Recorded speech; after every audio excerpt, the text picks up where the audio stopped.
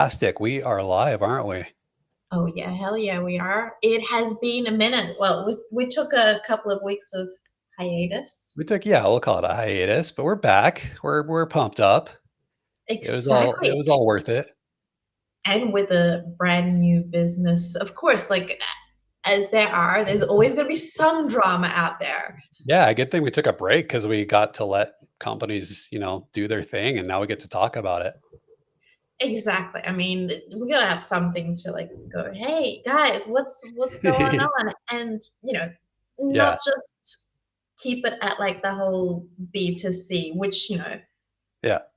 everyone usually covers like, hey, so there's this big company, this has happened, and they leave it at that. And like, for small, medium-sized businesses, for service-based business, it's like, well, how is that relevant to us? We're not working on the same scale.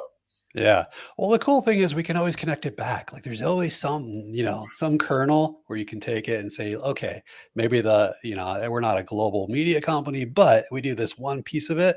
Let's take that and do what they did or don't do what they did. And, you can always extract something valuable. So I'm glad we're doing this.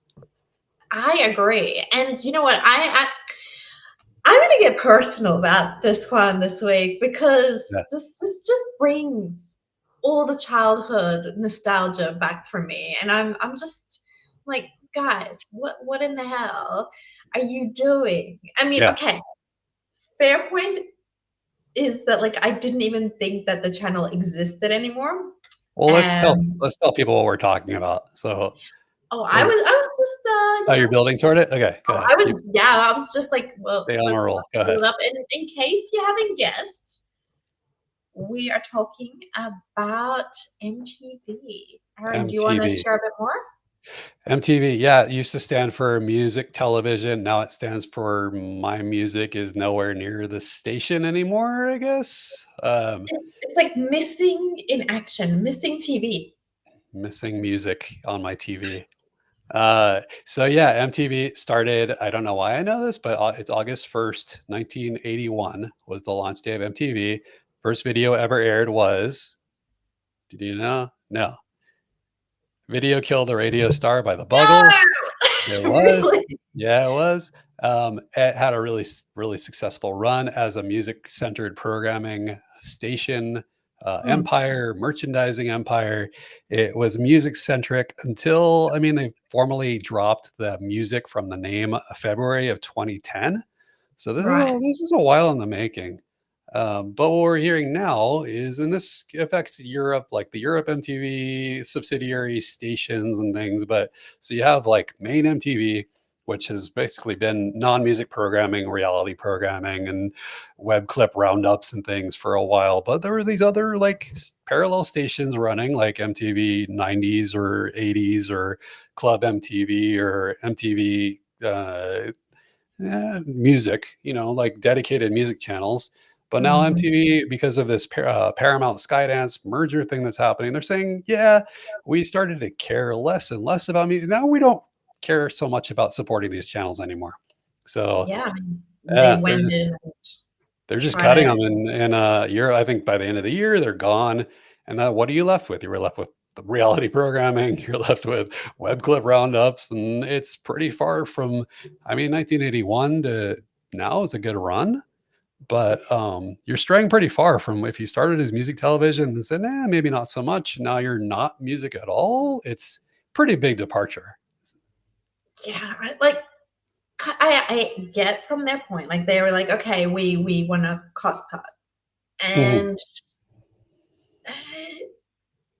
I think for a lot of what like Gen X, millennials, it's something that we grew up with. So Yeah, there was that potential for them to kind of almost bring it back, refresh it, and not in what it was, right? Like, look at how we've moved.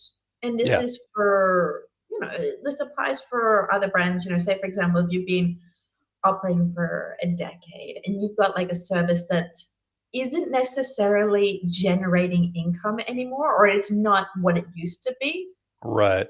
it doesn't necessarily mean to just cut it off. You know, explore what Yeah. that might look like. But if it's a drain on revenue or even a profit center, but a really small one, they have bigger fish to fry. Like it's not gonna catch any priorities over there. So even if it's profitable to a small degree, like it's probably gotta go, right? Wow, I mean, what if they take it to a completely different channel instead of TV? Because obviously, Yeah. not a lot of us are watching TV Well, and that's anymore. what hurts too. It's like you said, the nostalgia and the childhood. Like, I'm not watching it, but I would still want music on MTV, you know? It's like if your favorite candy bar from as a kid was discontinued and you haven't had it for you still want it out there. That's the part that hurts is like, "Wait, no more music for real?" Nah. Do you know what could have been something interesting, like a pivot, but still keeping that nostalgic essence is like maybe making a podcast channel for it. Yeah. There's a lot of other companies that they have started a specific channel, around how they've developed, and that is a perfect way, talking about all these like older, you know, video killed the radio star, etc. Talking about their journeys, talking about the songs, and like bringing back that nostalgia, but in a different channel. But it's Yeah. still owned by them. Yeah, they can still use that name that they've already built up so much love about to Right. bring it to the Zillennials or like Gen Z, Gen Alpha. Like, how do we make it relevant to? Because they're always like pulling out cassettes, being like, "Oh, hey, what is this?" Mhm. Right. Yeah, but I would think like, the stars of, the Olivia Rodriguez and,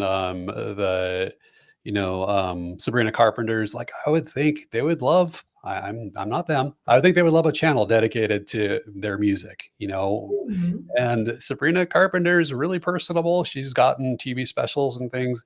Why doesn't she have a show on MTV that's around her music? And then you could just slot in different artists. And, part of it, I think maybe there's like a way to share the expense of it.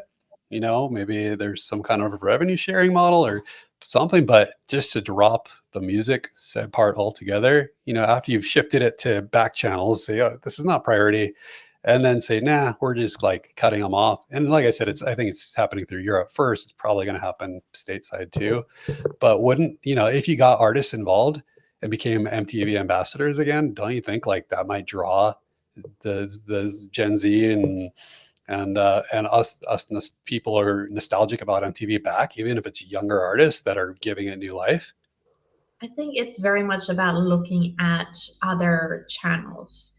And so if we take this idea, what's happened with MTV and the direction Paramount's taking with them, Yeah. and taking this to like B2B with service-based businesses, is very much about like, hey, how can we look at like other channels of distribution or other locations, or perhaps adapting the message, like what we've spoken about before, like these are our existing values. Yeah. How do we make this reflect and be relevant to people that are purchasing now? Right. Totally. Agreed, but those people are also purchasing the albums that I talked about or consuming them in some way, Mm, and they're consuming it maybe on YouTube because MTV didn't go into video on demand to the same degree that YouTube did. So, how do you win them back to a channel? Instead of giving up altogether, I think maybe there's a missed opportunity here to say, "Look, let's go back to our core values and our DNA." We've got the artists I mentioned. We've got Harry Styles. We've got people that maybe have some connection to MTV's glory days and want to see it live on. Let's create, programming around them or get them pumped up or just give it, put a think tank together. We can do this. And that could be, like you're saying, relevant to today's buyer or today's audience. Like I don't think they tried it too much. Like if they did, it was behind closed doors or kept, in an incubator. But I don't think they gave it a good enough try. Like if I'm in the room, I'd be like, let's make some calls, let's pack this room with some people and some names, and let's put an MTV together that really represents who we used to be, but like you said, tailored to today's generation. Yeah, I mean, even that. So, say, take for example, vinyl records. Yeah, They've had a for resurgence, sure. and that's something that they could have doubled down on. It's like they have their own selection of like MTV Yeah, themed like releases, like they're limited great at edition merchandising. releases. Yeah, tie that all You're in. not losing money. Yeah. Well, and the reason I think that the vinyl has a resurgence and kids are buying cassette tapes that don't even own a cassette player is because they want an outlet. They want to be, they want something to connect to and to self-identify with. And MTV used to be that for generations. And now it's just not anymore. So they're looking for another outlet, another thing to tie them onto as a means of identity and self-reflection. But I'm saying, Yeah, like, I think we're, you know, agreeing that MTV could be that if they wanted to be that. And definitely. they're just filling the airwaves with, I would call it filler content. I don't know. It's not for me, but um, And no. if you have a look at like how things are trending for, especially for Gen Z, since they're going to be in next major sense, like major buyers, and Yeah. even millennials, where we're just like, just give me something human. A lot of the companies are moving away from that direction, and so this is your opportunity. This is your chance to take that in, be Yeah. like, okay, how can we bring that human side, whatever that might be, stepping away from like, we're embracing AI. Yes, of course, put AI in where like it makes sense, Yeah. but don't make that your entity. That don't make that what you're about. It's the same Yeah. as you know, making yourself your title. I am a CEO, and that is all that I am. There's nothing outside of that. So the same Right. thing for your business. Have that human side and double down on that. Step away from what Paramount is doing, what Cracker Barrel, Jaguar, all the like they're moving to, let's get cleaner, let's get more modern, but Yeah. it's losing that essence. Yeah. At least try. If the world shrugs and says no, if they bring back MTV Unplugged and they put my favorite bands on, however old they are now, like I'll see, I'll tune back into MTV. They'd probably win people over. If they try that and they try what I'm saying with getting, younger artists involved and making them putting them on the board and getting ambassadors and nobody Mm. cares, like they can run this experiment for a little while, and they can write off the financial loss if it happens. But I'm guessing if they really went back and said, no, we are a music channel, like we realize that tastes and habits have changed, you digest through web content and all those things, we're gonna put it through that lens, but MTV is going to be the hub and the home for that again. Come back. I think it would work. So as a Oh, B2B or as a company, at least give it if you're in like panic survival, sell off the furniture mode, you can't experiment so much, right? If you are backed by, you got a little runway before you like step so far away from what you started out to do, give it a try, fight for it and see if people will follow you there. If you're passionate enough about it and you do it with enough, integrity and emphasis on the care that you have for your audience, people will probably, say, I like what you're doing. exactly. I mean, and we've got a question that's come in about the nostalgic side of things. So from Tiffany, are nostalgic vestiges salvageable? Certainly, but with potential profitability for the corporation, not likely. I think MTV will follow suit with Tower Records and Blockbuster. And that is something that I was thinking about as well, that they sound like Blockbuster. To me, they haven't tried, they haven't made any effort to for a long time. And that's Yeah. why before, when we started this conversation, I was saying, like, I thought that MTV didn't exist in the first place. Right. Yeah. They've Like, been so it, under the it radar. stopped a long time ago. Right. Yeah, well, and Blockbuster had the opposite problem where they said, "No, we're a video company. We're Blockbuster Video." Um, and then they went into streaming, the DVDs shipping reluctantly, and they were trying to chase Netflix, which obviously eclipsed them and went way past. So Blockbuster had the problem of like holding on to something that wasn't working. MTV is getting rid of something that used to work really well. It used to.